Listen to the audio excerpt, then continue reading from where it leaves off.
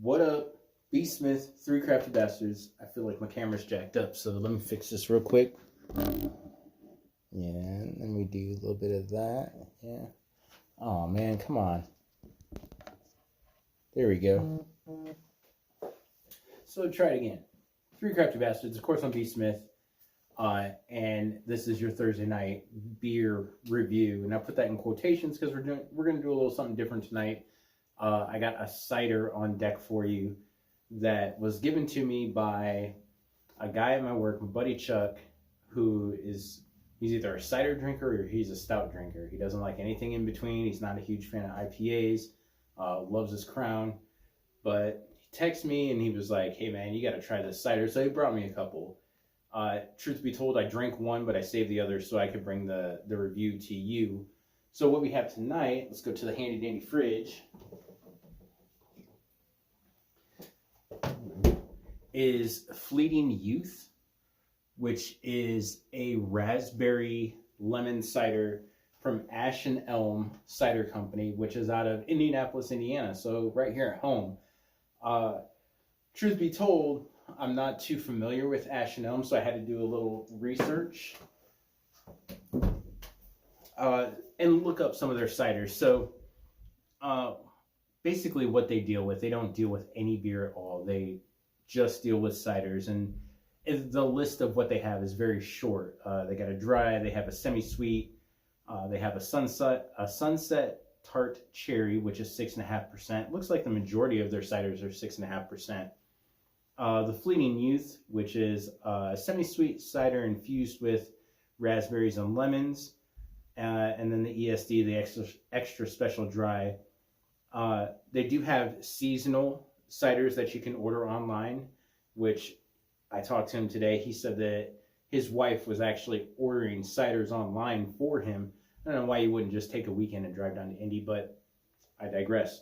But the small batches that they have, blueberry lavender, mango lassi, and blackberry obscura. Soon to come on 4/1, they have a cucumber mint cider, which I'd actually be really interested to try. But yeah, seems like kind of like a hoity-toity, pretty fancy cider company down out of Indianapolis, Indiana. Before we do this, if you're watching this right now, you've made it to Thursday. So, as we typically do, get your palate cleanser. You're almost there, man. Hang in there.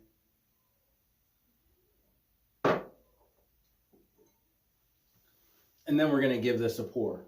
So, what I noticed about this cider initially was that the only word that I could use to describe it was clean before I ever tasted it.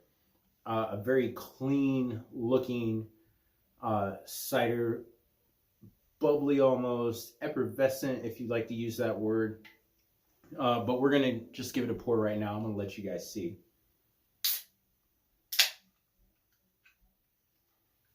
Keep in mind, it's a raspberry lemon cider. I've never had anything like this.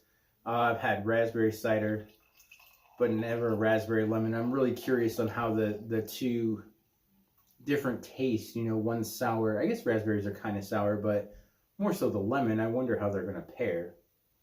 But check out that pour, right?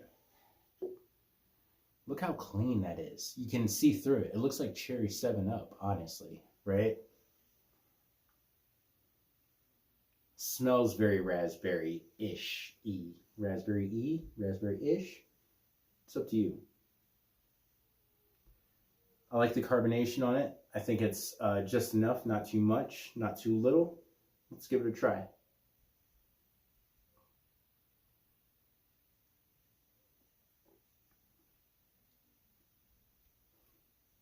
Yeah, guys, this is divine. If you're a cider drinker, even if you're not a cider drinker, but you enjoy something that's, you always hear me say nice and light. It's nice and light. It's nice and light.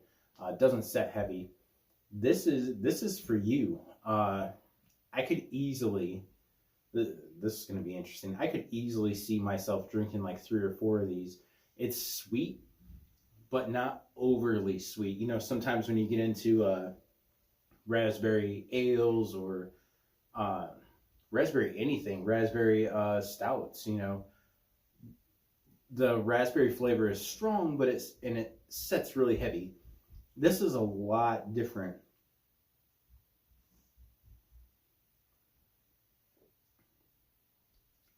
You get that little kick of lemon right at the end.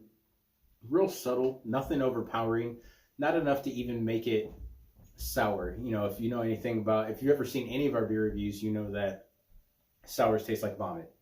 And the sours that do not taste like vomit are very few and far between. This tastes clean, looks clean, has excellent texture, excellent carbonation, an excellent smell. The only word that I can even think of to describe this cider is divine. It's 100% divine. Fleeting Youth. I'm gonna plug that, man, and if I can find some more, I'm definitely gonna get it because it's an excellent cider. So if I had to rate this, I gotta give this a 4.75. I don't like to do the 4 points. I like to do 4.5 or 4 or whatever. Man, this is a 4.75. Sets really nice. It's pleasing to the palate. The drinkability is on point. I think, like I said, it's not so sweet that you couldn't drink like 4 or maybe 5 of these throughout the course of a day. You know, if you're, obviously ciders are a summertime thing, but you know, if you're outside or if you're having a cookout or even if you're just like hanging in and you're just having a couple casual drinks, this right here, that's your drink. That's excellent. So I got to give that a 4.75, man. Actually, one of the better ciders I've had. And when I first started drinking craft beer, I tried craft beer, but my thing was Woodchuck. Woodchuck made an excellent cider. Their semi-dry, their 802 was excellent. Their Granny Smith was excellent. The Amber, that was okay. But what I really loved about Woodchuck was their seasonal ciders, man. And they did a ton of them. Everything from ginger to pumpkin to barrel aged. Belgian white. Like, they really experimented with ciders, and they've since then kind of gotten away from that. But it's nice to find something like this that has excellent flavor, excellent texture. So in true Gladiator fashion, as we always do about this time, 3, 2, 1, that shit gets 2 thumbs up like the Fonz, man. Definitely worth seeking out. I know that I'm going to be looking for some Ash&Elm cider, and if I get down to the Indy area, it's always going to be in the back of my mind that I want to go and check these guys out. I want to see their facility. I want to see their what they have on draft or on tap at their cider house. So Ash and Elm. I was saying Helm for a little bit, but Ash&Elm cider, the Fleeting Youth, very excellent. Plug time. So you can check out Three Crafty Bastards on Facebook. You can check us out on YouTube under 3CB, so that it was like some regulation shit, you know, whatever. Anyway, check us out, 3CB on YouTube. Admittedly, I've been slacking on uploading videos, but that has since changed. So there's new videos up, some good memories from some great conversations, great beer reviews that we've done in 2020, now up on 3CB YouTube. Look it up. You'll see me. You'll see Mr. Classic. We're doing the thing. And of course, you can check us out here on Three Crafty Bastards on Facebook. Juan Cordero, aka John Smith, aka Juan Cordero Jr., aka Brews and Views 1.1. You can always check him out. His show dropped today. I actually shared that on my page. So if you're friends with me, go check him out. He's doing his thing as well on the Brews and Views 1.1 podcast. Let's see. Leo Mills, Austin Green, Pull Up, Pour Up, man. They always drop on Monday. Fun to watch, or fun to listen to those guys, man, and just some great guys. So just go check out their podcast. I shared that on my page as well. And then of course, Josh Parker, Unique Beats, just opened his studio down in Wabash, Indiana. He's getting ready to do some big things, and he's been doing big things. He's got musicians, he's got podcasts, he's got top 10 shows, all kinds of stuff. So look for Unique Beats LLC on Facebook, and I'm sure you can catch him on every streaming platform as well. So you've made it to Thursday. Hang in there. Tomorrow's Friday. Ash&Elm Fleeting Youth Raspberry Lemon Cider.